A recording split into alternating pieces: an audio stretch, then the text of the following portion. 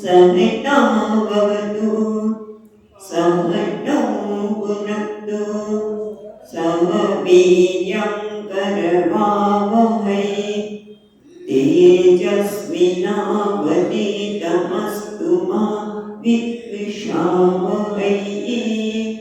ॐ शान्ति शान्ति शान्तिः। ॐ पूर्णमदः पूर्णमिदं पूर्णात् पूर्णमुदच्यते पूर्णस्य पूर्णमादाय पूर्णमेवावशिष्यते। ॐ शान्ति शान्ति शान्तिः। श्रुतिस्मृतिपुराणानाम् आलयं करुणालयं नमामि भगवत्पादं शङ्करं लोकशङ्करम्। शङ्करं शङ्कराचार्यं केशवं बादरायणं सूत्रभाष्यकृतौ वन्दे भगवन्तौ पुनः पुनः। ईश्वरो गुरुरात्मेति मूर्तिभेदविभागिने व्योमवद्व्याप्तदेहाय दक्षिणामूर्तये नमः। ॐ पार्थाय प्रतिबोधितां भगवता नारायणेन स्वयं व्यासेन ग्रथितां पुराणमुनिना मध्ये महाभारतम्। अद्वैतामृतवर्षिणे भगवते अष्टादशाध्यायिनी अम्ब त्वामनुसन्दधामि भगवद्गीते भगवद्वेषिणीम्। यं ब्रह्मा वरुणेन्द्ररुद्रमरुतः स्तुन्वन्ति दिव्यैस्तवैः वेदैः साङ्गपदक्रमोपनिषदैः गायन्ति यं सामगाः। ध्यानावस्थिततद्गतेन मनसा पश्यन्ति यं योगिनः यस्यान्तं न विदुःसुरासुरगणाः। देवाय तस्मै नमः।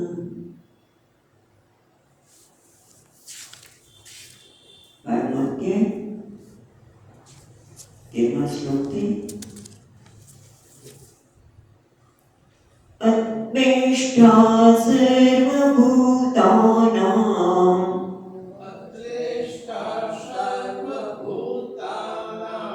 मैत्रः करुण एव च मैत्रः करुण एव च निर्ममो निरहङ्कारः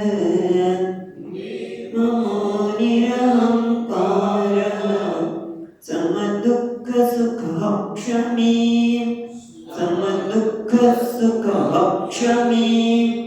सन्तुष्टः सततं योगी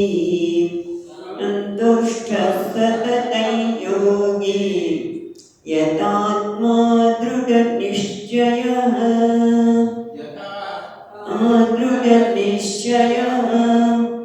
मय्यर्पितमनो बुद्धिः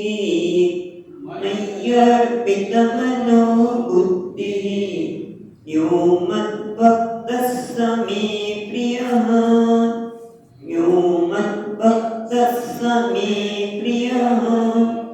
यस्मान्नो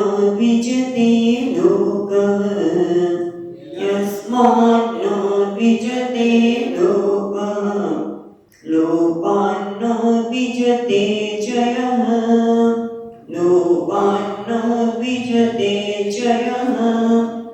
हर्षामर्षभयोद्वेगैः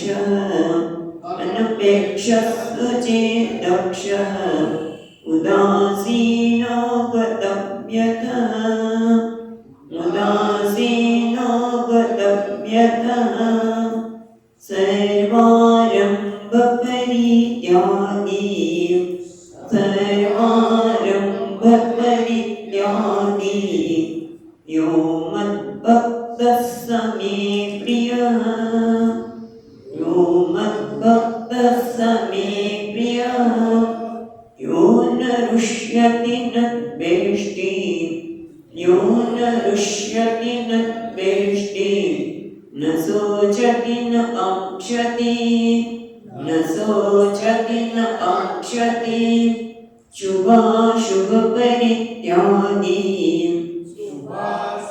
परित्यागी भक्तिमान्यः स मे प्रियः भक्तिमान्यः स मे प्रियः समशत्रौ च मित्रे च शत्रौ च मित्रे च तथा मानापमानयोः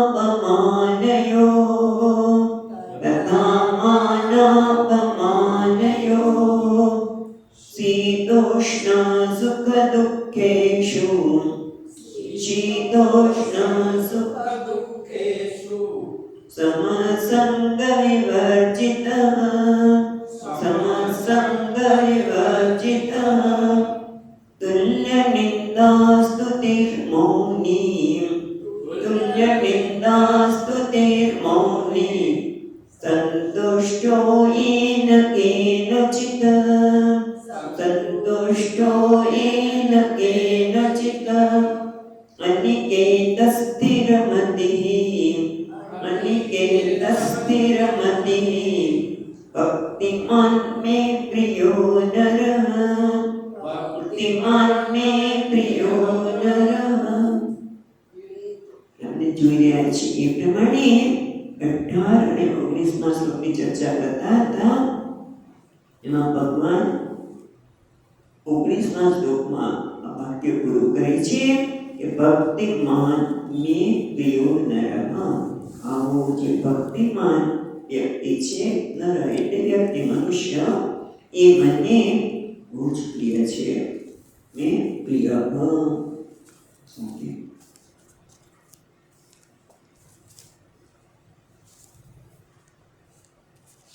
એ કેવો છે તો આપણે જોતા હતા એ પ્રમાણે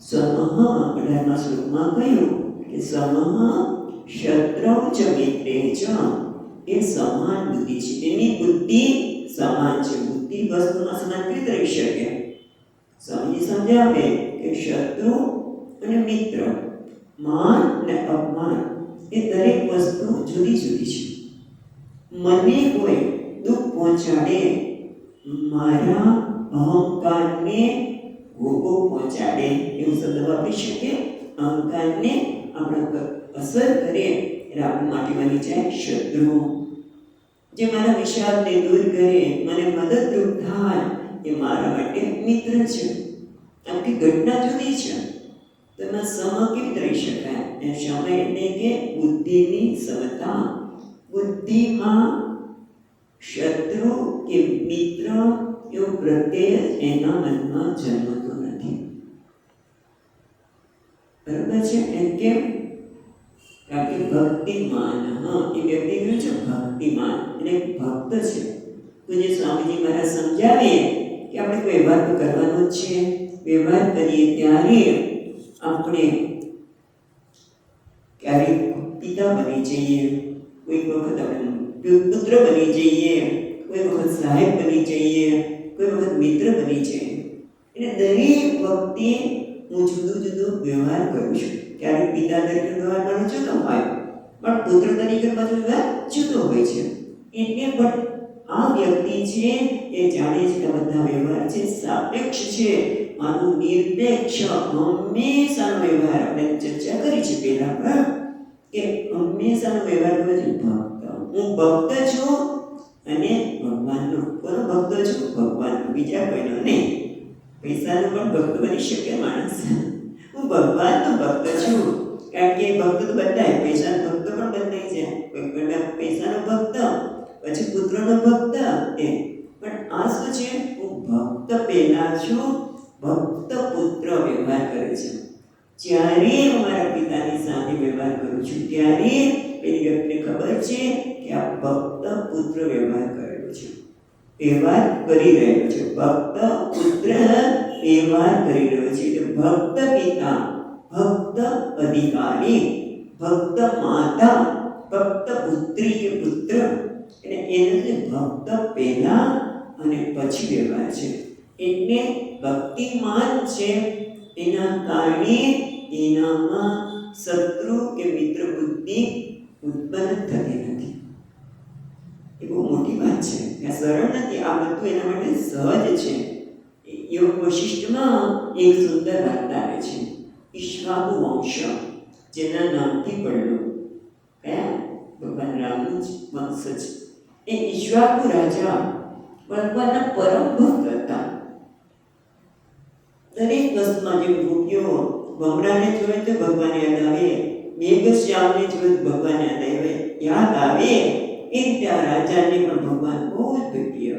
હવે એને તમે જો ધર્મ પ્રમાણે જીવન જીવે, અને એક વખત એવું બન્યું કે બાજુના રાજાએ એના પર ચડાઈ કરી. એને શું થયું? શત્રુ બુદ્ધિ થઈ ને, ચડાઈ કરી એને પહેલા તરત જ કહે છે, મંત્રી રાજા આવી રહ્યો છે ચડાઈ કરવા માટે, તમે એને ઓળખો છો? એ ધર્માત્મા છે કે નહીં? એ પ્રજાનું ધર્મ પ્રમાણે પાલન કરે છે કે કેમ? મંત્રી કે કરે તો છે, એવું મને ખબર છે. તો કે કઈ વાંધો નહીં. તરત જ રાજા પેલા સામે લડાઈ કરવા આવેલો છે એની પાસે ઈક્ષ્વાકુ રાજા જાય છે કે મેં સાંભળ્યું છે તમે ધર્માત્મા છો, ધર્મ પ્રમાણે રાજ્ય ચલાવો છો, આ રાજ્ય તમારી જરૂર છે, તમને રાજ્યની જરૂર છે માટે તમે ચડાઈ કરી રહ્યા છો. યોગ વશિષ્ઠમાં આવે છે, તમે રાજ્યની જરૂરિયાત છે માટે કરી રહ્યા છો તો રાજ્ય તમે રાખો, કારણ કે લડાઈ કરીશું તો કેટલા બધા લોકોનું મૃત્યુના મુખમાં જવું પડશે, એટલે આપણે મારે લડાઈ કરવી નથી, તમે રાખો. હું તમે વિચાર કર, આપી તો દીધું એટલે આમ તો પોતાનું અપમાન થયું કહેવાય ક્ષત્રિય સાથે, પણ કશું જ નિમંત્રણ ન ભાવ. તે એ જ રાજ્યમાં રહ્યા, બોલો, પાછા એ જ રાજ્યમાં રહ્યા અને ભિક્ષાટન કરીને પોતાનું જીવન ચલાવતા હતા. કહેવાની જરૂર છે કે રાજ્ય પાછું મળી છે, પણ કહેવાનું તાત્પર્ય એવું છે કે એનામાં શત્રુ બુદ્ધિ ઉત્પન્ન થતી જ નથી. જેમ પ્રહલાદજીના જીવનમાં પણ બનેલી ઘટના છે ને, કે કેટલું એના પિતાએ પ્રયત્ન કર્યો કે તું ભગવાનનું નામ છોડી દે, હું તારો ભગવાન છું, અને એના માટે કેટલો પ્રયત્ન કર્યો. હાથીના પગ તળે પ્રયત્ન કર્યો, વિષ આપવા માટે પ્રયત્ન કર્યો, પર્વતો પરથી નાખવા માટે પ્રયત્ન કર્યો, અને છેવટે એવું કહેવાય છે કે શુક્રાચાર્યના બંને પુત્રો એ કહે છે અમે આ કૃત્યા છોડીશું ને કૃત્યાના લીધે એ મૃત્યુ જરૂર પામશે, પણ કૃત્યા પણ કશું જ ન કરી શકે. ઉલટાની કારણ ભગવાનનું જે નામ છે, ભગવાન તેનું રક્ષણ કરે છે, એને શું થઈ શકે? સુદર્શન ચક્ર તેના બસ બગાડી મૂકી કૃત્યાને, એવું આવે છે. પણ તમે જો કે જે વ્યક્તિ ખોટું કામ કરતી હોય છે, ભગવાનનો પરમ ભક્ત હોય, તો એને કોઈ કૃત્યા કે કોઈ અભિશાપ કે કોઈ તંત્ર કશું જ કરી શકતું નથી. મહાવીર સ્વામીના ચિત્ર પણ બનેલું છે એ વાર્તા સાંભળી કે કૃત્યા શબ્દ મહાવીર સ્વામીના પણ કૃત્યા છોડવામાં આવી, એના શિષ્ય દ્વારા, પણ એને મારી શકી નહીં. કૃત્યા પાછી આવી પ્રહલાદને નતો છોડેલી કૃત્યા, અને મહાવીર સ્વામીના ચિત્ર પણ બનેલું છે, પણ એ પછી વાત કરીશું. પણ એના ઉપર કૃત્યા છોડી અને એ તો પ્રહલાદને ન લાગુ પડ્યું, બંને શિષ્યો બંને પુત્રોને મારી નાખ્યા કૃત્યાએ. એને ખબર પડી કે મારા લીધે મર્યા, તો પ્રહલાદજી હાથમાં પાણી લઈને ભગવાનને પ્રાર્થના કરે છે, અરે મારા ગુરુપુત્રનો નાશ થયો, મારા લીધે થયો, મને ગુરુ હત્યા લાવી કહેવાય. અને ભગવાનને પ્રાર્થના કરે છે કે ભગવાન જો મને પર્વત ઉપરથી પાડવામાં આવ્યો હોય, વિષ આપવામાં આવ્યું હોય, હાથી તળે કચડવામાં આવ્યો, કેટલા પ્રસંગ બન્યા યાદ કરીને કહે છે કે કોઈના માટે મને શત્રુ ભાવ ન થયો હોય, કોઈને માટે મને દ્વેષ ન થયો, અમારા ગુરુપુત્ર માટે પણ મને કોઈ દ્વેષ છે નહીં, ભલે કૃત્યા છોડી પણ છતાંય એને સજીવન કરો, અને એમ પાણી છાંટે છે સજીવન. એટલે ભક્તમાં તો આવે છે ને, આ બધું જ ભક્તોમાં કેમ ન આવે? ઈશ્વરવંશની રાજાની વાત સાંભળી કે પ્રહલાદની અંદર કેટલા દાખલા છે? કારણ કે ભગવાન ભક્તિમાન, કારણ કે ભક્તિમાન જે ભગવાનનો ભક્ત છે ને ભગવાન જ એવા છે જે બધાનો સ્વીકાર કરે, અતિ દયાળુ, એને પણ કોઈના માટે રાગ કે દ્વેષ ન હોય. અને એની વાર્તા પણ પ્રસિદ્ધ છે, બધે સાંભળી હશે કે જ્યારે છેલ્લે અશ્વત્થામાએ કઈ ન થયું તો બ્રહ્માસ્ત્ર પુત્રના ગર્ભમાં છોડ્યું અને બાળક મૃત આવ્યું, ત્યારે બધાએ પોતપોતાને પ્રયત્ન કર્યો, દ્રૌપદી પણ કર્યો, અર્જુને પણ પોતાનું પુણ્ય આપ્યું, બધાએ પણ કશું જ થયું નહીં. ત્યારે ભગવાન પોતે સુતિકા ગૃહમાં જઈને પ્રાર્થના કરે છે કે ભગવાન, પોતે ભગવાન છે છતાં કહે છે ભગવાન, હું અર્જુનનો સારથી બનીને અને પાંડવોને પણ ઘણી બધી સૂચના મેં આપી છે, તમે આમ કરો, આ કરો. દ્રૌપદી રથ નંદન કર્ણનો ને રથનું પડ્યું કાઢે છે ત્યારે ભગવાન કહે છે તું બહાર માર. ભગવાન બહાર મારવાનું કહે છે. આ એવી કેટલી સૂચના આપી છે છતાં મારા હૃદયમાં પાંડવો કે કૌરવો માટે કોઈ રાગ કે દ્વેષ ન હોય, શત્રુતા કે મિત્રતાનો ભાવ ન હોય તો આ બાળક સજીવન થયું. અને બાળક સજીવન થયું. પરીક્ષિતને પરીક્ષિત પછી નામ મળ્યું, પણ ભગવાનનો પરમ ભક્ત. પણ કહેવાનું તાત્પર્ય એ છે કે ભગવાન જ આવે છે. એટલે સુધી ભાગવતમાં એવું કહેવામાં આવે છે કે ભગવાન દુર્વાસા ઋષિ પર જ્યારે સુદર્શન પાછળ પડ્યું અમૃતના લીધે અને ભગવાનના શરણે ગયા, ભાગવતમાં એક સરસ શબ્દ શ્લોક છે કે એ દુર્વાસા, કારણ કે નામ આત્માન આસસે મત ભક્તૈ સાધુભિ વિના. હું દુર્વાસા મારું અસ્તિત્વ મારા સાધુ ભક્ત છે ને, અમૃતના સંદર્ભમાં કહે છે કે એવા સાધુ ભક્તના નો હોય તો હું મારું પોતાનું અસ્તિત્વને પણ માનતો નથી. એટલું નહીં, શ્રિયમ ચ આત્યંતિક બ્રહ્મ, લક્ષ્મીજી પણ ત્યાં રહેવા તૈયાર નથી મારા ભક્ત વગર. હું ભક્તની પાછળ છું, એટલે તમે મારા ભક્તના શરણે જાઓ. મારી પાસે વાત કરતા તમે મારા ભક્તના શરણે જાઓ. મને ભક્ત અતિ પ્રિય છે. એટલે ત્યાં તુલસીદાસ મહારાજ કહે છે, જેને આપણે વિચારીએ કે ભગવાન કેવા છે, ભક્ત ભક્તિમાન ને પ્રિય. ભાગવતમાં કહે છે કે ભક્તો મારી અસ્તિત્વનો વિચાર જ નથી કરી શકતો. એસા ગતિ અહમ અપરા, એ ભગવાન કહે છે ભાગવતમાં. એટલે કે કહેવાનું તાત્પર્ય એ છે કે આમાં ભક્તો માટે જ્યારે ભગવાન આટલા દયાળુ, આટલા આદર આપતા હોય તો તુલસીદાસ મહારાજ શું કહે છે? અસપ્રભુ જાણી બજઈ છે આના, તે નર પુચ્છ વિના પશુ સમાન. ભગવાનની ભક્તિ કરવી જ જોઈએ ને, કારણ કે આવા ભગવાન જોઈને ક્યાં જવાનું? જે સમતા છે, દયા છે, કે પાંડવોના પક્ષે રહીને છતાં એમ કહે છે કે મારામાં કોઈના માટે મિત્રતા પણ ન હોય, શત્રુતા પણ ન હોય, બસ એને દેખો છે ધર્મ. ધર્મ્યાની તો હમણાં કહેવાના છે, ભગવાનની સમતાને જોઈને ભગવાનને ભજન કરવાનું બધાને મન થાય અને એથી ભગવાન જેવા જ ગુણો એના ભક્તમાં આવે. એક વાત કરી એટલે કે છે ક્ષમા સદ્રવ ચ મિત્રે ચ તથા માનાપમાનયો. માન અને અપમાન આપણે કેવા છે? તુલ્ય. શીતોષ્ણ સમદુઃખેષુ, ઠંડી અને ગરમી, સુખ અને દુઃખ. એટલે કે કોઈના માન અપમાન છે એ લોકોના વ્યવહારના આધારે થાય. ઠંડી ગરમી વાતાવરણના આધારે અસર કરે આપણે, અને સુખ અને દુઃખ પરિસ્થિતિના આધારે. પણ આ બધી પરિસ્થિતિમાં પોતાની શાંતિ કે પોતાની સલામતીનો આધાર એ કોઈના ઉપર રાખતો નથી. ન તો વ્યક્તિ ઉપર, ન તો વાતાવરણ ઉપર, પરિસ્થિતિ ઉપર, કોઈના ઉપર આધાર રાખતો નથી. કારણ કે એ પોતાનો પૂર્ણ સ્વીકાર કર્યો છે. જેમ તુલસીદાસ મહારાજ કહે છે ને, પ્રસન્નતાયા ગતાભિષેકતઃ ગતાન મમદેવ નવાસ દુઃખતઃ મુખા પુરુષી. ભગવાનનો મુખ કમળ કે જેને આગલે દિવસ કહેવામાં આવે છે કે તમને રાજ્યાભિષેક આપવામાં આવે છે. કોઈ ફેર પડ્યો નહીં.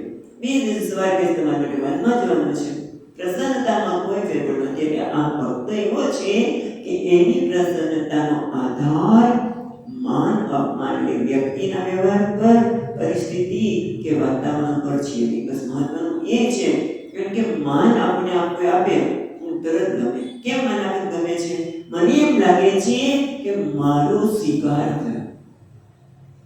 જો આપણે એટલા માટે ગમે છે કે મારો સ્વીકાર થયો, મારું અપમાન કર્યું, મેં ધાર્યું હતું એ પ્રમાણે કોઈ વ્યવહાર ન કર્યો, એને મને લાગે કે મારું અપમાન થયું, મારો અસ્વીકાર થયો, મારો તિરસ્કાર થયો, માટે આપણને દુઃખ જન્મતું હોય છે. અને સ્વામીજી મહારાજ કહે કે એનું કારણ એક જ છે કે આપણને અવમાન અને અપમાનની અસર કેમ થાય છે એ ખરેખર તો મને મારા પોતાના માટે જ માન નથી, મારા માટે મને સારો અભિપ્રાય નથી, અને એટલા માટે કોઈ કહે તો તેની અસર થાય. હું મારી જાતને પ્રેમ નથી કરતો ને, મારી જાતનો મને સન્માન નથી, મારા પોતાના માટે મને સન્માન નથી. કારણ કે કોઈ એમ કેમ કે ગધેડો. આપણે આ સ્વામીજીનો સરસ દ્રષ્ટાંત છે. સ્વામીજી કે 4 જણા જતા હોય તો તમે જો કોઈ ગધેડો કે તો નહીં સ્વીકારો, પણ જો મને એમ લાગે કે એ વ્યક્તિ આ ગધેડો કે હું કે ગધેડો છું, મને કોઈ ગધેડો કે તમને ફેર પડતો નથી, પણ મેં જો વાચ્યા દઉં તો આ મૂર્ખ છે, મેં કહું જેમ આ ગધેડો વેચવાનો છે, મૂર્ખ છે, તો તને દુઃખ લાગે. પણ સ્વામી મહારાજ કહે કે આપણને પોતાના માટે જ આદર નથી. કે 3 વ્યક્તિ જતી હોય, ગોપાલ, છગન અને મગન. જ્યારે ગોપાલ કહો તો ગોપાલ જોડે, છગન કહો તો છગન જ પાછળ જોડે, અને આપણે ખોટું ના બોલીએ તો કોઈ જોઈએ નહીં. પણ કે મૂર્ખ તમે 3 પાછળ જોડે, કોને કીધું? તમે મૂર્ખ કે 3 પાછળ જોડે છે. કેમ? કારણ કે પોતાના માટે મોટો અભિપ્રાય નથી. પણ સરસ નહીં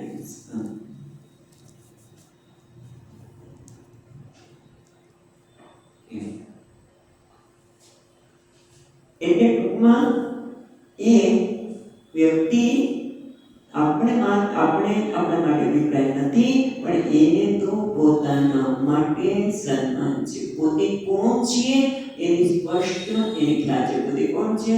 નિત્ય શુદ્ધ બુદ્ધ મુક્ત સ્વભાવ પરિપૂર્ણ અહમસ્મિ. હું પૂર્ણ છું, પૂર્ણ સ્વીકાર્ય છું, અને બીજા પણ એટલા જ છે. નિત્ય શુદ્ધ બુદ્ધ મુક્ત છે, પોતાના માટે સન્માન છે અને જગતના બધી જ વસ્તુ માટે સન્માન છે. કારણ કે એ નામ રૂપને પોતાના સન્માનનો આધાર માનતો નથી. પોતાનું સન્માન નામ રૂપે ગીરવે મૂકતો નથી. એવું શબ્દ કહી શકાય, ગીરવે મૂકે. આપણે પેલા મહત્વ આપીએ અને પછી પાછી ગીરવે મૂકેલી વસ્તુની આપણે માગણી કરીએ, રાઈટ? એટલે નામ રૂપ પર એનું સન્માન આધાર નામ રૂપ પર પણ નથી. એટલે કોનું સન્માન આધાર ક્યાં છે? નિત્ય શુદ્ધ બુદ્ધ મુક્ત સ્વભાવ. નિત્ય એટલે જે હંમેશા રહેવાનું છે. એટલે કે ન કર્મણા આત્મવિમાં યાદ રહી જશે તમને બધાને. ન કર્મણા વર્તતે ન કન્યા. જે મારામાં કર્મથી વધારો કરતો નથી કે ઓછું કરતો નથી, એટલે કે હું જે છું એ કેવું છું? સન્માનીય છું, હું પૂર્ણ છું, બ્રહ્મ છું. અને એટલા માટે અને કોઈના આદર મળે કે તિરસ્કારથી એને કોઈ ફેર પડતો નથી. બહુ મોટી વસ્તુ છે. કારણ કે આપણે તો નાની નાની વસ્તુની અસર થઈ જાય. કોઈ સેજ નાના આપણે તો ગમી ગયો અને જરાક આપણે નિંદા કરી, કોઈ બોલા, અપમાન કર્યું, આપણે સામે જોયું પણ નહીં.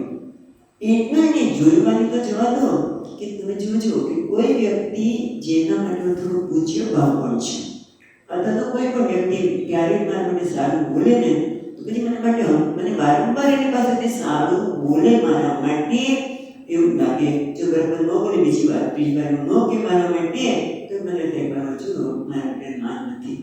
હવે મારા માટેનો વિચાર બદલાઈ ગયો થાય છે ને. પણ આને તો ખબર છે કે હું કોણ છું, અને એટલા માટે એના હૃદયમાં કોઈના માટે શત્રુતાનો ભાવ પણ ઉત્પન્ન થતો નથી. કોઈ અપમાન કર્યું તો શત્રુ બની ગયો. કારણ કે માન અને અપમાન બંને એના માટે સમાન એટલા માટે છે કારણ કે એ પોતાના સન્માન માટે એ બીજા કોઈ પર આધાર રાખતો નથી. બધાને સ્વતંત્રતા આપે છે. બીજા શબ્દોમાં કહીએ તો પછી કહે છે શીતોષ્ણ સુખ દુઃખેશુ. શીત અને ઉષ્ણ આપણે કીધું ઋતુ રહેવાના છે, ગરમી અને ઠંડી રહેવાના છે, સુખ અને દુઃખ પરિસ્થિતિ પ્રમાણે આવવાના છે. પણ એ સુખ અને સુખ કેવું અને દુઃખ કેવું એ માનતો નથી. કારણ કે ભગવાને આ પરિસ્થિતિ મારી સર્જી છે અને ખરેખર તો આપણે ખબર છે, ચર્ચા કરી છે કે સુખ એક આપણા પુણ્યનું પરિણામ છે. કોઈ દુઃખ આવે, પરિસ્થિતિમાં અવરોધ આવે, પરિસ્થિતિમાં કોઈ અવરોધ આવે, આપણા કાર્ય કરવું હોય એમાં અવરોધ આવે તો આપણે દુઃખ એવું જ કહેતા હોય છે ને આપણે. પણ એ તો જાણીએ છીએ કે પુણ્યનું પરિપાક માટે આવું થયું. એક ગરમીમાં હશે અને થયું એ જવાના છે. કોઈ સાથે કે આગમાં પાઈન અનિત્યાહ એ રીતે પણ અને એ તો એથી પણ આગળ ઉદાસીન વદ આસીન જોડમાંથી આવે છે ને ઉદાસીન વદ આસીન ગુણે યોન વિચાર્યતે ગુણા બદ્ધત ઇત્યેવ યોન દૃષ્ટિ ન નૈવતે. એ જાણે છે ઉદાસીન એટલે કે ઉપરથી ગયો છે. આપણે ચર્ચા ઉદાસીન વખતે કરી છે.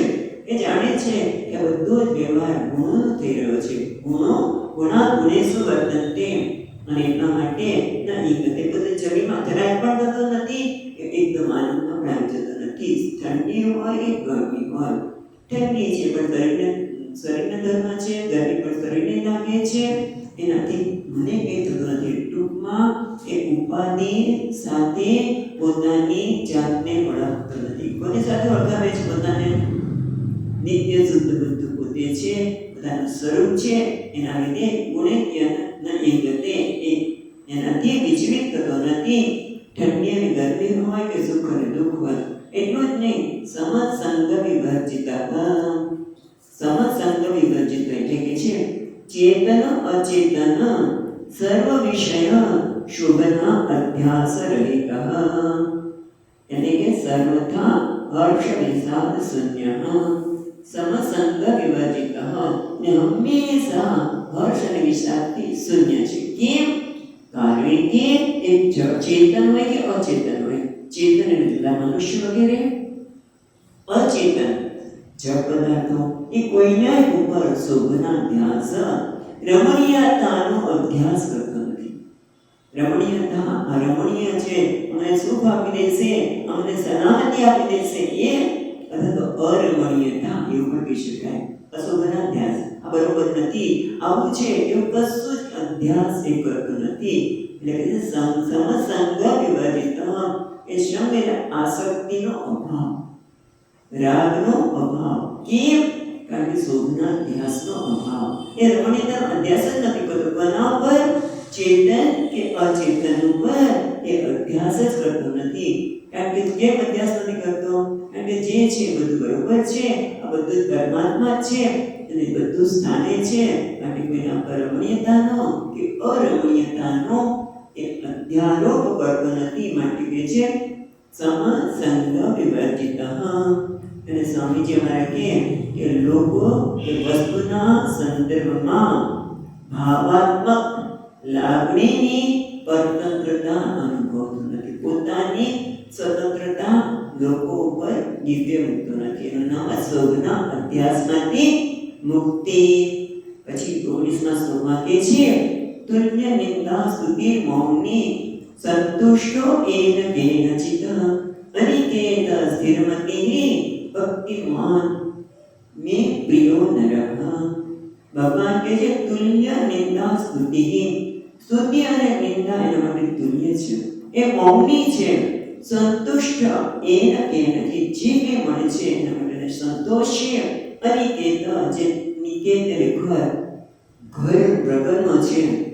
અને સ્થિરમતિઃ શેમાં સ્થિરમતિ છે આપણે જોઈએ છીએ.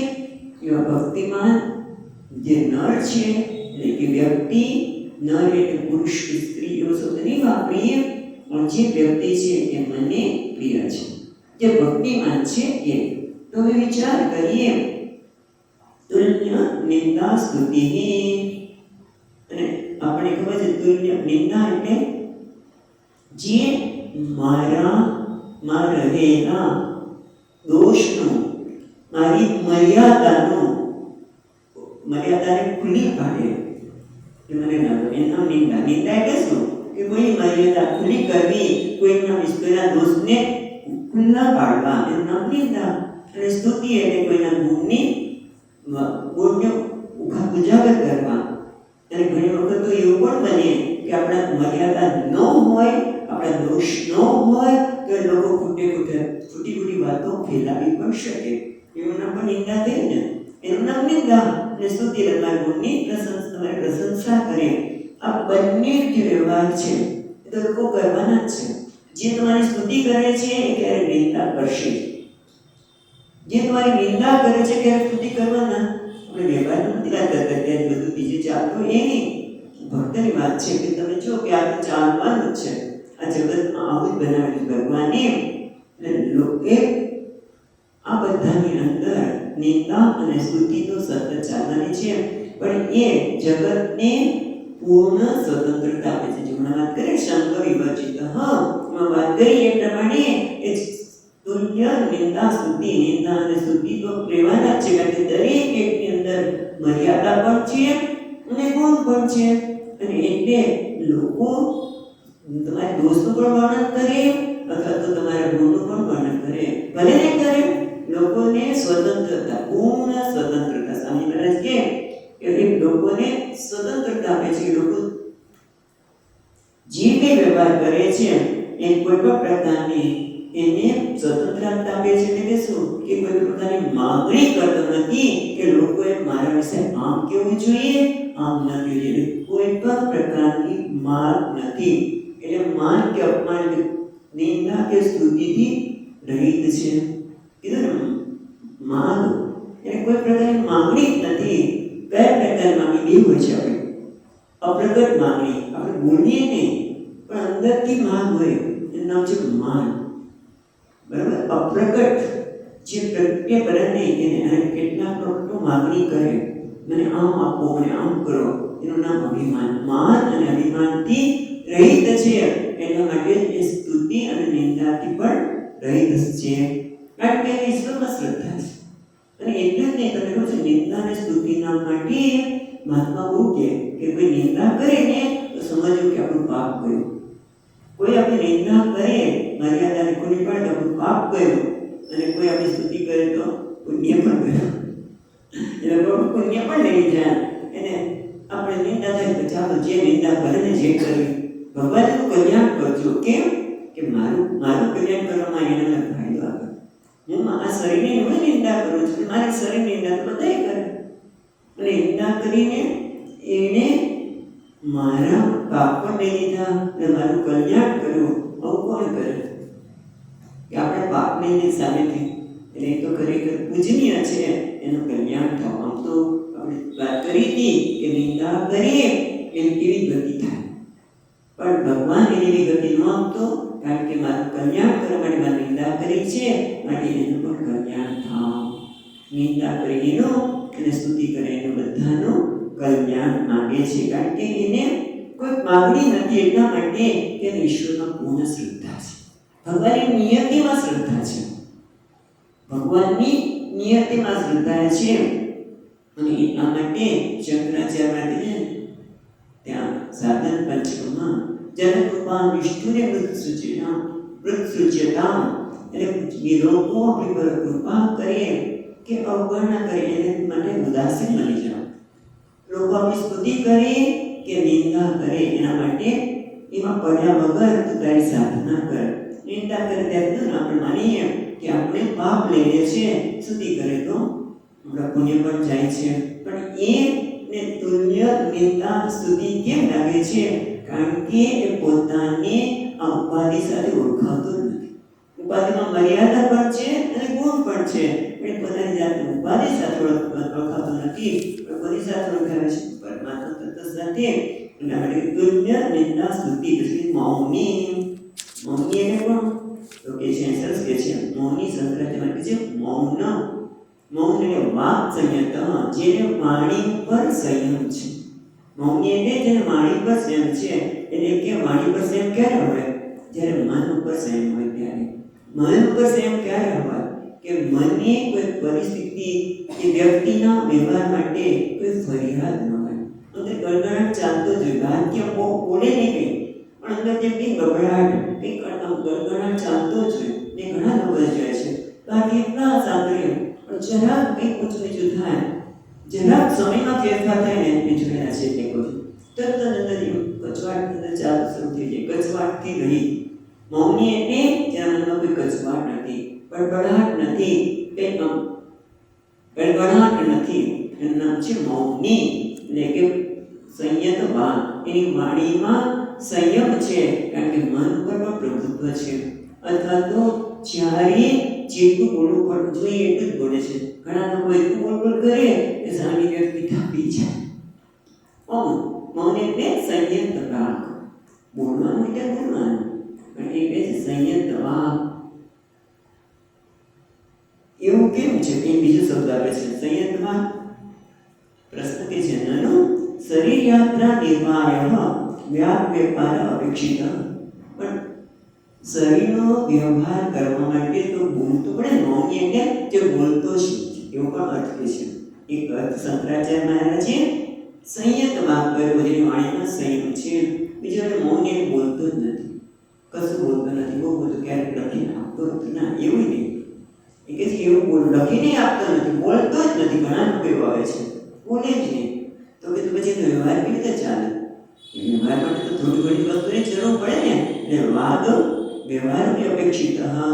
શરીરની યાત્રા નિર્વાહ કરવા માટે કંઈક તો બોલવું પડે કે નહીં કે મને આ જરૂરિયાત છે, મને આજે ભિક્ષાની જરૂર છે, આજે ભિક્ષા મારી કોની છે વગેરે કંઈ પણ પૂછવું પડે કે ના કેમ એને એવી જરૂર નથી. તો કહે છે સંતુષ્ટ, કારણ કે બોલવાની જરૂર જ નથી. કેમ? કારણ કે સંતુષ્ટ. કેવી રીતે? એન કેન ચિત્ત, કોઈ પણ પરિસ્થિતિ, એન કેન કોઈ પણ પરિસ્થિતિ હોય કે વસ્તુ હોય બધા માટે એ સંતુષ્ટ છે. એટલે કે છે અહીંયા એન કેન ચિત્ત સ્વપ્રયત્ન અંતરેણ એવ બલવત પ્રારબ્ધ કર્મોપનિત્યેન શરીર સ્થિતિ હેતુ માત્રેણ અશ્નાયાદિનામ સંતુષ્ટ નિવૃત્ત સ્પૃહ. એ જે કંઈ પણ પોતાનો પ્રયત્ન કરતો નથી. જેમ કે અજગર વૃત્તિ અને મધુકર વૃત્તિ. સાધુ માટે બે પ્રકારની વૃત્તિ છે. કારણ તમે મધુકરી કરો એટલે 5 ઘરે જાઓ, એમાંથી તમને જે મળે એનાથી તમારા શરીરને ટકાવો.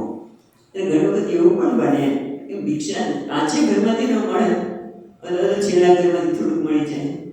કારણ કે તમે 5 ઘરે માંગો એટલે 1 ઘરમાંથી બધું પૂરું નહીં કરવાનું. એના ઘરથી થોડુંક, બીજા ઘરેથી થોડુંક, એક લેવાનું. એટલે એ મધુકરી ભિક્ષા કહેવાય. અને બીજી કે અજગર. એટલે અજગર ઘણો જ રહે. જો આવે કોઈ તો મોઢામાં નાખી દે, પકડી આપે, પકડીને નાખી દે. એટલે ટૂંકમાં એમ કહે છે કે પોતાના પ્રયત્ન વગર પ્રબળ પ્રારબ્ધના લીધે જો કોઈ વસ્તુ આવે તો એ શરીરના નિર્વાહ માટે, એટલે કે છે અસ્નાય આદિ કે ખાવું પીવું વગેરેથી પોતાનું જીવન ચલાવે છે.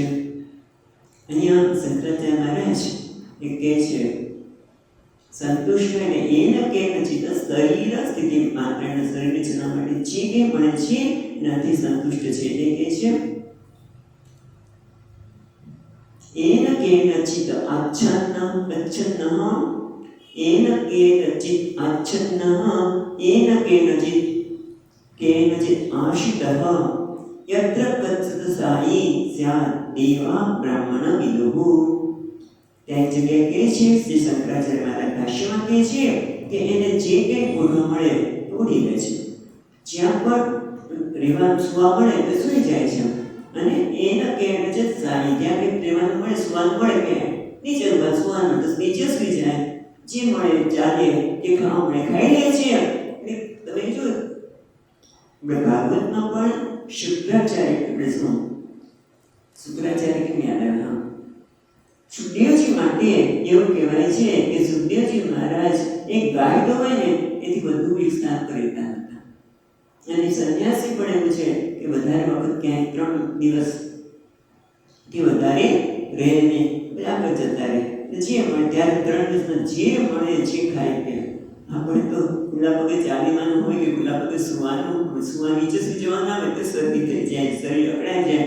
પણ એ ટૂંકમાં કે એને પૂર્ણ સંતોષ છે, સંતુષ્ટ, એને પૂર્ણ સંતુષ્ટ છે. એટલે કે છે ન પુણ્ય ન ઉદકે સંગત ન ચૈલે ન ત્રિપુષ્કરે નાગરે નાસને ન અસ્ય વૈ મોક્ષ વિત્સમઃ. અચ્છા, પેલા શંકરાચાર્ય વાત કરીએ તો આવા વ્યક્તિને બ્રાહ્મણ કહે છે. દેવા બ્રાહ્મણ વિદુઃ. આવા જે વ્યક્તિ છે જે સંતુષ્ટ છે એને બ્રાહ્મણ કહેવામાં આવે છે. જ્યારે બીજા ટીકાકાર કહે છે કે જેને ક્યાંય સંગત નથી, સંતુષ્ટ એટલા માટે છે કે એને પુણ્ય કોઈ વસ્તુમાં એવા ઘણી વખત તો આપણે વધારે વખત કોઈને સંપર્ક મારીને એને આસક્તિ થઈ જાય. આપણે દરરોજ જળાશયમાં નાવા જતા હોય પછી જળાશય મારું થઈ ગયું, કોઈ અંદર કંઈક કરે તો એ કેમ આમ કર્યું. ઉદકે ન સંગહ ન ચૈલે, પોતાના કપડા માટે કે ન પુષ્કરે ન અકારે, કોઈ સ્થાન માટે કે કોઈ આસન માટે. પછી ઘણી વખત એવું થાય કે અહીંયા બેસું બીજા કોઈ આમ બેસે ને તો મન ન ગમે, તરત અસંતુષ્ટ થઈ જાય કે મારી જગ્યા કેમ લઈ લીધી, મારા સ્થાન પર કેમ. એટલે કે છે આસને અસ્ય છે. આવી વ્યક્તિ છે એ જ મોક્ષનો અધિકાર છે. સંતુષ્ટ માટે શંકરાચાર્ય બ્રાહ્મણ કહ્યું. અહીંયા બીજા ટકાકાર કહે છે કે જે કોઈ પ્રકારની આસક્તિ નથી, કેમ એને સંતોષ છે, એને મારું કહેવાની આવશ્યકતા નથી, એ જ મોક્ષનો અધિકારી છે. સંતુષ્ટ. અને કેવો છે કે ચ અનિકેત. એટલે અનિકેત એટલે કે નિકેત એટલે આશ્રય, અને નિકેત એટલે આશ્રય અને અથવા તો રહેવાનું સ્થાન. નિકેત અથવા આશ્રય અથવા રહેવાનું સ્થાન. નિયંત્રણ વિદ્યતે, એના માટે કોઈ સ્થિર રહેવાનું સ્થાન જ નથી, એને કહેવાય અનિકેત. એટલે કે એવું તો કેવી રીતે થઈ શકે, પણ એટલું કહી શકીએ કે જ્યાં પણ રહે છે ત્યાં પોતાનું મારું છે. અનિકેત એટલે જેને આશ્રય નથી. પણ અત્યારે આપણે આ જમાનામાં એવું ન કહી શકીએ કે એને આશ્રય જગ્યા રહેવા માટે તો જોઈએ છે. આપણે નીચે તો સુઈ શકવાના નથી, પણ જેવાની જગ્યા માટે પણ એને આસક્તિ નથી. એના માટે આપણા પૂજ્ય સ્વામી દયાનંદજી મહારાજની વાત કરીએ કે ચારસા રાસમાં એ ઋષિકેશના કોઈમ્બતુર હોય, અમેરિકા હોય કે નાગપુરમાં થયો, પણ એ ક્યાંય પોતાનું છે માને નહીં. ઋષિકેશ જાય ત્યાં બધાને છે કે હું બધું પડે નહીં કે મારું આશ્રમ છે, આ મારું છે એવું એને થતું નથી. જે વાત કરીને કે પોતે આ મારું છે એવું એને ભાવ ઉઠતો જ નથી. અનિકેત એટલે ભલે નિકેત કોઈ પણ આશ્રયનો અભાવ, એટલે પોતાનું કહેવાનું નહીં, આ મારું છે. એટલે ન નિયત નિવાસ રહે, એને કોઈ પોતાનું નિયત આ મારું નિવાસ સ્થાન છે એવું એને છે ને એને કહેવામાં છે અનિકેત. પણ જતા હોય તો એમાં એને આસક્તિ નથી એવું કહી શકાય. અને પછી કે સ્થિરમતિ, એની મતિ સ્થિર છે. ક્યાં સ્થિર છે તો કે છે પરમાર્થ વસ્તુ વિષયામતિ યસ્ય સ્થિરમતિ. એની મતિ સ્થિર છે. ક્યાં સ્થિર મતિ છે તો કે પરમાર્થ વિષયના સંદર્ભમાં એની મતિ સ્થિર છે, એની બુદ્ધિ સ્થિર છે. ક્યાં? ભગવાનના વિષયમાં. તો અહીંયા પરમાર્થ વિષય માટે સરસ એક શબ્દ વાપર્યો છે.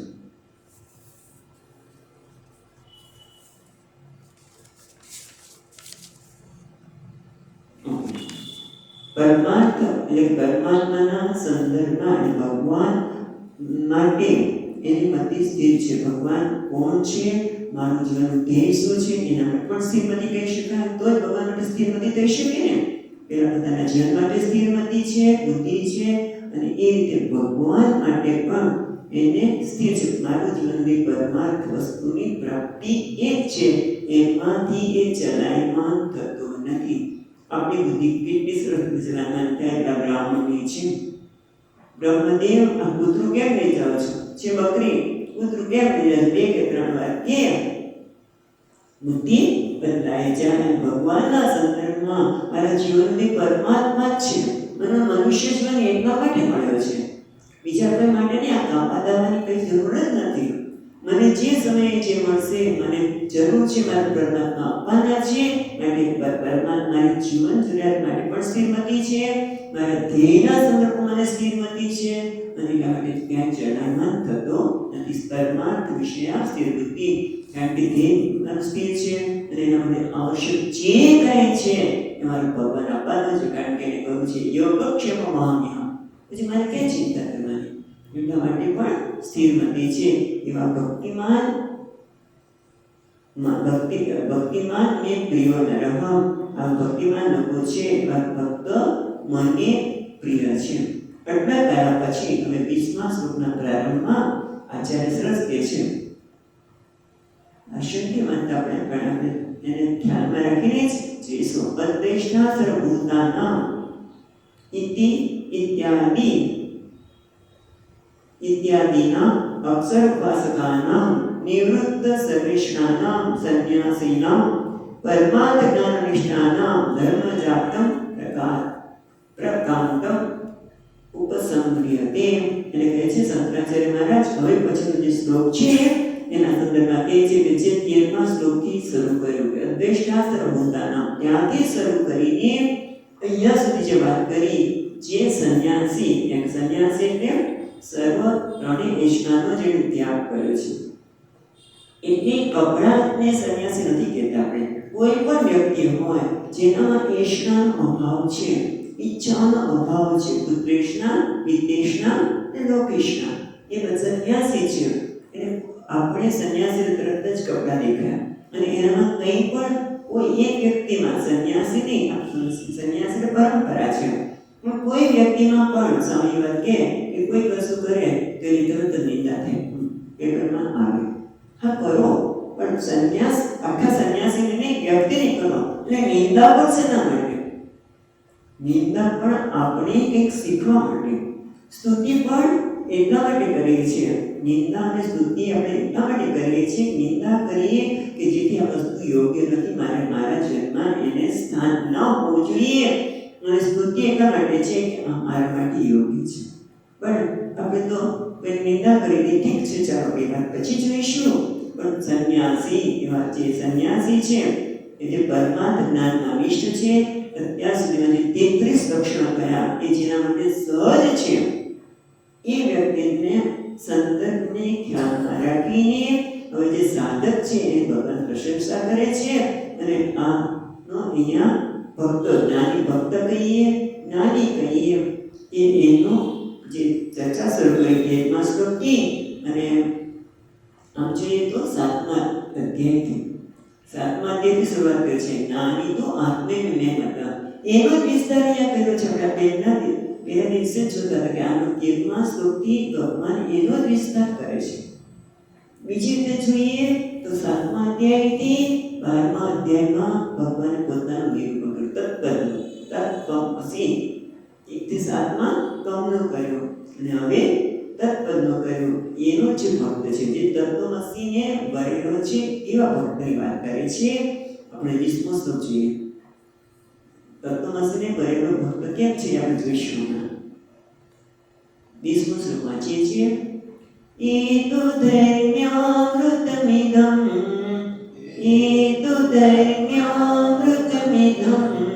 યથોક્તં પર્યુપાસતે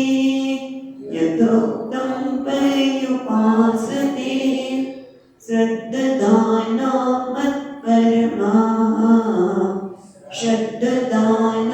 મત્પરમા ભક્તાસ્તેતીવ મે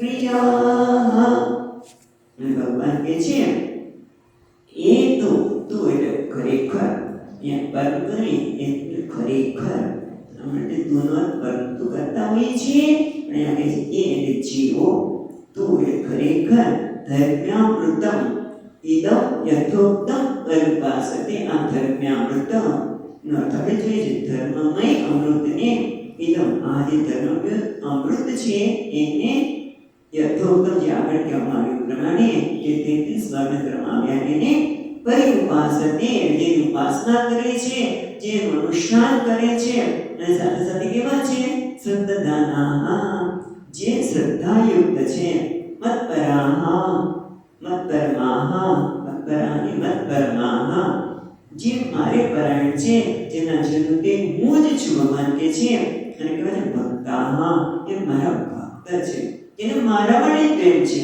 અને એ પ્રેમ કેવો છે પરાકાષ્ઠે પહોંચેલો પ્રેમ ભગવાન છે માજી કોઈ એના માટે એ ભગવાનને પ્રેમ કરે છે કોઈ વસ્તુની પ્રાપ્તિ માટે ભગવાન સાથે નથી જોડાયેલો બસ ભગવાનને પ્રિય છે એને જ ભજવો જોઈએ એના આપણે હમણાં જ વાત કરી કે એના ગુણ જોઈને ભક્તો સુદાસનાથ પણ કહે છે કે આ ભક્તને જે ન ભજે એ તો પૂછ્યા વગરનો મનુષ્ય પશુ સમાન જ છે અને એવો ભક્ત કે જેને કશું જોઈતું નથી એ મને અતીવ પ્રિય ભગવાન કે મને અતિશય પ્રિય છે જ્ઞાન તો પ્રિય છે પણ મને આ અતિશય પ્રિય છે કેમ કારણ કે પ્રયત્ન કરેલો છે સેના માટે તો કે છે એ તો ધર્મ્યામૃતમ ઇદમ આ ધર્મ્યામૃતમ એટલે શું ધર્મ્ય જે ધર્મ અને એકમ ધર્મ્ય જે ધર્મનો ત્યાગ નથી કરવાનો છે ધર્મ જે ધર્મ છે અને અમૃત પણ છે કેટલીક વસ્તુ આનંદ આપનારી હોય પણ ધર્મને આધારે ન હોય આ તો ધર્મ્ય પણ છે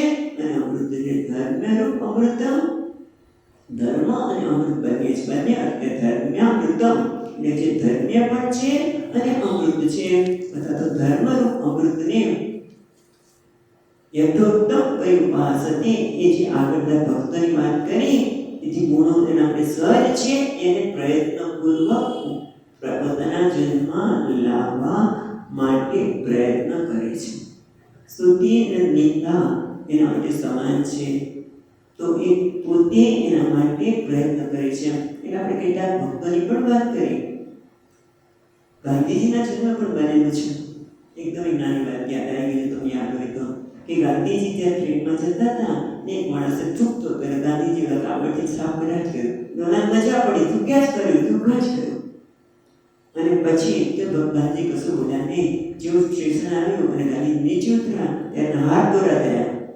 ત્યારે ઓલી વ્યક્તિને ગાંધીજીએ કોઈનું અપમાન કર્યું એને કંઈ નહીં જો તને એવું લાગતું હોય તો તું ભય ભાઈ આવું ન કરતો બીજા કરે તો એને બહાર જઈએ તો કહીને જ ગાંધીજી શાંત થઈ ગયા એને કહેવાનું એ છે કે આ બધું પણ ભક્તોની વાત કરી એની પ્રેરણા આપી અને એનું કારણ જોયું એ બધું જાણીને પેલી વ્યક્તિ પ્રયત્ન કરે છે ભલે કદાચ એમાં સફળ પણ નથી પણ એટલું કહી શકીએ કે જેના મૂલ્ય છે મારા જીવનના આ ગુણને લાવવા માટે હું પ્રયત્ન કરું એ પણ ભગવાનને મને અતિ પ્રિય છે એ પણ ભગવાન કહે છે મને અતિ પ્રિય છે અને પ્રયત્ન કરે છે કેમ કારણ કે શ્રદ્ધાના એનામાં શ્રદ્ધા છે કોના માટે મારા માટે અને મારી નિયતિ માટે મારા હું જે કંઈ કહું છું એ મને પૂર્ણ શ્રદ્ધા છે કે ના એટલે ઘણી વખત શ્રદ્ધા ડગી જાય આપણે ધાર્યું હોય ભગવાનની પૂજા કરતા કરતા પણ ક્યારેક આપણે એમ કે હજી ભગવાન મને મારા કોઈ પ્રસન્ન થતો નથી મને દર્શન આપતો નથી એવું પણ નથી શ્રદ્ધાના જ્યારે ભગવાન આપવો છે ત્યારે આપશે ભગવાન ખબર છે એના પછી ગાતા રામી થઈ જશે પણ કહેવાનું એ છે કે શ્રદ્ધા છે આ ઝાડના જેટલા પાંદડા છે એટલા તમારે પછી તારે મોક્ષ થશે તો એને શાંતિ છે ના બરોબર છે પણ ભગવાન મને મળશે ને એ જ શ્રદ્ધા છે મત્પરમાઃ અહીંયા સુંદર અને એક શબ્દ વાપરે છે મત્પરમાઃ મત્પરમા એના માટે કે મત્પરમા એટલે અહમ ભગવાન અક્ષરાત્મા વાસુદેવ એવ પરમ પ્રાપ્તવ્ય નિરતિશય ગતિ એષાં તે મત્પરમાઃ ભક્તાઃ એટલે કે છે મત્પરમા એટલે કે જે ભગવાન વાસુદેવ જે અક્ષરાત્મા તરીકે વાત કરી એ પરમ પ્રાપ્તવ્ય છે એ નિરતિશય ગતિ છે એ સેવા જીવનની કોઈ ધ્યેય જ નથી ગતિ એટલે ધ્યેય આના જીવનનું ધ્યેય કયું છે પરમાત્મા જે અક્ષરાત્મા છે જે મારો આત્મા છે સર્વનો આત્મા છે એને પ્રાપ્ત કરવો એ મારા જીવનનું ધ્યેય છે કે છે પરમા મત્પરમાઃ અને ભક્તાઃ ભક્તના પણ અહીંયા મધુસૂદનજી મહારાજ કહે છે મા નિરુપાધિકમ બ્રહ્મ ભજમાનાઃ તે અતીવ પ્રિયાઃ હું જે નિરુપાધિક છું નિર્ગુણ છું એને જે ભજન કરે છે એવા ભક્તને અહીંયા એ કરો એ ભક્તા મને અતીવ પ્રિયાહ. અને શંકરાચાર્ય પણ એ જ કહે છે કે જે પ્રિયોહી જ્ઞાની અત્યારે સાતમાંથી શરૂ કર્યું, અહીંયા એનો ઉપસંહાર કરે છે. ભલે શરૂઆત આપણે સોપાધિક બ્રહ્મથી કરીએ, સગુણ બ્રહ્મથી કરી કશો ના નહીં, પણ છેવટે બ્રહ્મનું અનુસંધાન કરતા કરતા જે છેવટે નિરુપાધિક બ્રહ્મ એ જ મારી પરમ ધ્યેય છે, બધી છે માને છે, એ ભગવાન કહે છે મને અતિવ પ્રિયા. અને શંકરાચાર્ય મહારાજ કહે છે કે યસ્માત ધર્મ્યાત્મ ઇદમ યથોક્તમ અનુષ્ઠિતમ ભગવત વિષ્ણોઃ પરમેશ્વરસ્ય અતીવ પ્રિય ભવતી. ભગવાન વિષ્ણુનો અતિ પ્રિય બને છે. જે આ બધા લક્ષણ, જે ધર્મ અને અમૃત છે, જે ધર્મ કે અમૃત છે એનું જે અનુષ્ઠાન કરે છે એ ભગવાન વિષ્ણુને અતિ પ્રિય છે. માટે તસ્માત ઇદમ ધર્મ્યામૃતમ મુમુક્ષુના યત્નેન અનુષ્ઠિયમ. એટલે કે એટલા માટે મુમુક્ષ પ્રયત્નપૂર્વક એની પાછળ લાગીને એના જીવનમાં લાવવા માટે પ્રયત્ન કરવો જોઈએ, એવું અહીંયા ભગવાન આપણને સૂચિત કરે છે, એવું શંકરાચાર્ય મહારાજ કહે છે. આમ જે ભક્ત એટલે ભક્તામાં એટલું ને નિરુપાધિક બ્રહ્મ એટલે જે તત્વમસી જે વાત કરેલી છે એનું જ ઉપાધિ, એનું જે અનુસંધાન કરે છે, શ્રવણ કરે છે, મનન કરે છે, એનો અર્થ અહીંયા ભક્ત તરીકે આપ્યો. એ મને અતિશય પ્રિય છે. અને અહીંયા એ રીતે 12મો અધ્યાય પૂરો થયો, સંપૂર્ણ થયો. જે ભગવાન આપણને અનુસંધાન કરાવ્યું કર્યું. હવે આપણે એનું સંકલ્પ વાક્ય બોલીશું. ઓમ તત્સત. ઓમ તત્સત. એનો ધાર લાગી ગયો, બોલો પ્રભુ બધા. ઓમ તત્સત. ઓમ તત્સત. ઇતિ શ્રીમદ્ભગવદ્ગીતાસુ ઉપનિષત્સુ બ્રહ્મવિદ્યાયાં યોગશાસ્ત્રે શ્રીકૃષ્ણાર્જુન સંવાદે ભક્તિયોગો નામ દ્વાદશોऽધ્યાયઃ.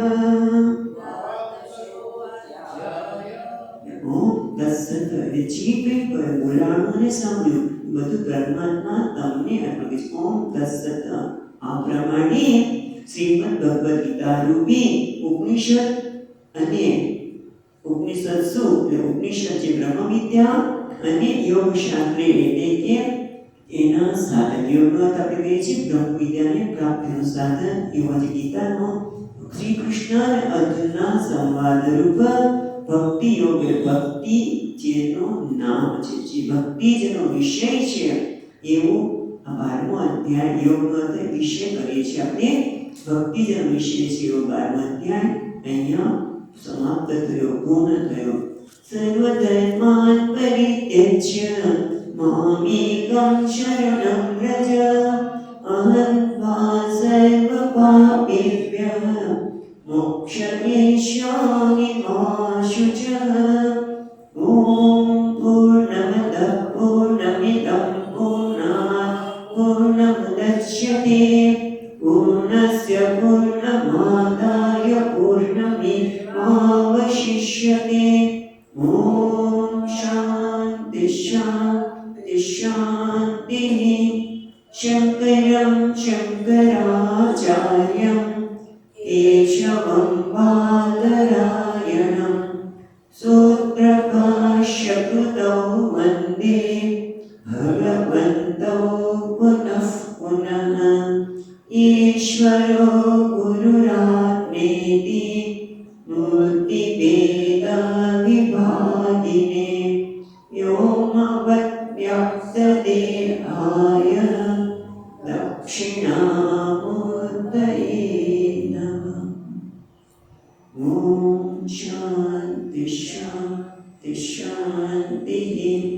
હરિ ઓમ. શ્રી ગુરુભ્યો